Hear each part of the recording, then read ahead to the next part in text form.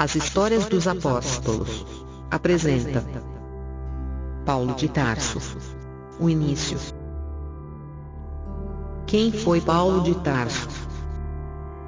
Ele é um testemunho importante para o cristianismo. Autor de 13 epístolas presentes na Bíblia. Paulo, nome romano de Saulo, nasceu em Tarso na Cilícia. Atos 16, 37, Atos 21, 39, Atos 22, 25. Tarso não era um lugar insignificante. Atos 21, 39. Ao contrário, era um centro de cultura grega, e ficava próxima da costa nordeste do mar Mediterrâneo. Embora tenha nascido um cidadão romano, Paulo era um judeu da dispersão, um israelita circuncidado da tribo de Benjamim, e membro zeloso do partido dos fariseus. Romanos 11, 1, Filipenses 3, 5, Atos 23, 6. Do nascimento até seu aparecimento em Jerusalém, como perseguidor dos cristãos, conforme os relatos do livro de Atos dos Apóstolos, há pouca informação sobre a sua trajetória.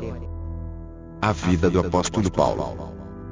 Embora não se saiba ao certo com quantos anos Paulo saiu de Tarso, sabe-se com certeza que ele foi educado em Jerusalém. Paulo conhecia profundamente a cultura grega. Ele também falava o aramaico e era observador da lei. Considerando todos estes aspectos, pode-se afirmar que sua família possuía alguns recursos e desfrutava de uma boa posição na sociedade. O apóstolo Paulo possuía cidadania romana. Sobre isso, ele próprio afirma ser cidadão romano de nascimento. Atos 22 e 28. Algumas pessoas importantes e abastadas conseguiam comprar a cidadania. Atos 22 e 28. Outras conseguiam tal cidadania ao prestar algum serviço relevante ao governo romano. A cidadania romana concedia alguns privilégios, dentre os quais podemos citar: 1. A garantia de julgamento perante César, se exigido, nos casos de acusação. 2. Imunidade legal dos açoites antes da condenação. 3. Não poderia ser submetido à crucificação, a pior forma de pena de morte da época. Paulo de Tarso, o perseguidor. O livro de Atos dos Apóstolos informa que quando Estevão foi apedrejado, suas vestes foram depositadas aos pés de Paulo de Tarso. Atos 7, 58. Após esse episódio da morte de Estevão, Paulo de Tarso assumiu uma posição importante na perseguição aos cristãos. Ele recebeu autoridade oficial para liderar as perseguições. Além disso, na qualidade de membro do Concílio do Sinédrio, ele dava o seu voto a favor da morte dos cristãos. Atos 26, 10.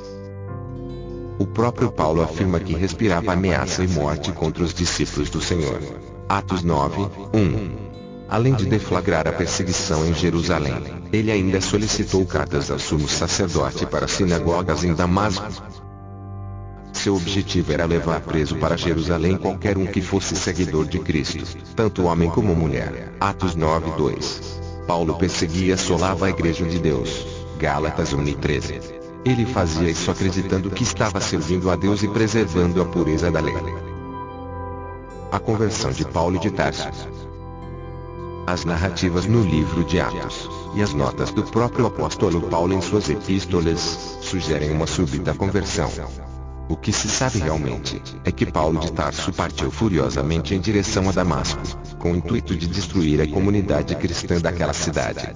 De repente, algo inesperado aconteceu, algo que causou uma mudança radical, não só na vida de Paulo de Tarso, mas no curso da história do Evangelho. E indo no caminho, aconteceu que, chegando perto de Damasco, subitamente o cercou um resplendor de luz no céu. E caindo em terra, ouviu uma voz que lhe dizia: Saulo, Saulo, por que me persegues? E ele disse: Quem és, Senhor? E disse o Senhor: Eu sou Jesus, a quem tu persegues. Duro é para te recalcitrar contra os aguilhões. E ele, tremendo e atônito, disse: Senhor, que queres que eu faça? E disse-lhe o Senhor: Levanta-te, e entra na cidade, e lá te será dito o que te convém fazer. Atos 9, 3 a 6. Ao escrever Atos dos Apóstolos, Lucas interpreta a conversão de Paulo de Tarso como um ato excepcional, um momento em que um inimigo declarado de Cristo transformou-se em apóstolo seu. Os homens que estavam com Paulo ouviram a voz, mas não compreenderam as palavras.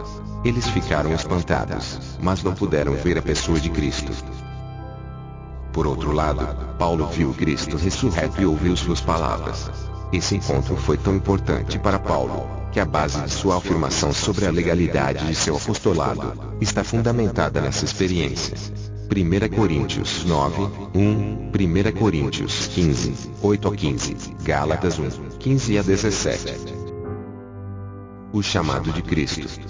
O primeiro aspecto da mudança na vida do apóstolo Paulo pode ser percebido quando, imediatamente, ele responde à voz de Cristo dizendo: Senhor, que queres que eu faça? Atos 9, 6. Essa pergunta marcou o começo de seu novo relacionamento com Cristo. Gálatas 2, 20. De perseguidor a pregador do Evangelho. A mudança radical que atingiu a vida do apóstolo Paulo fica evidente na mensagem que ele começou a pregar na própria cidade de Damasco. Isso é realmente impressionante. Ele começou a pregar o Evangelho no mesmo lugar em que pretendia prender os seguidores de Cristo. Atos 9, 1 e 2. Mudança total de vida. Antes da conversão, Paulo de Tarso não aceitava a divindade de Jesus. Ele até acreditava que ao perseguir seus seguidores, como um animal selvagem, tentando forçá-los a blasfemar contra Jesus, estaria fazendo a vontade de Deus. Atos 26, 9 a 11, 1 Coríntios 12, 3. É certo dizer que ele via Jesus como um impostor. Após sua conversão, sua pregação não era outra, senão anunciar que Jesus é o Filho de Deus. Atos 9, 20. O Paulo de coração duro, rigoroso, ameaçador e violento de outrora, depois de convertido passou a demonstrar ternura, sensibilidade e amor. Essas características ficam evidentes em suas obras. A vida do apóstolo Paulo é muito intensa, e para contá-la, foi criado mais 2 vídeos. Paulo de Tarso, uma vida com Cristo, e Paulo de Tarso, o missionário de Cristo. Não deixem de assistir.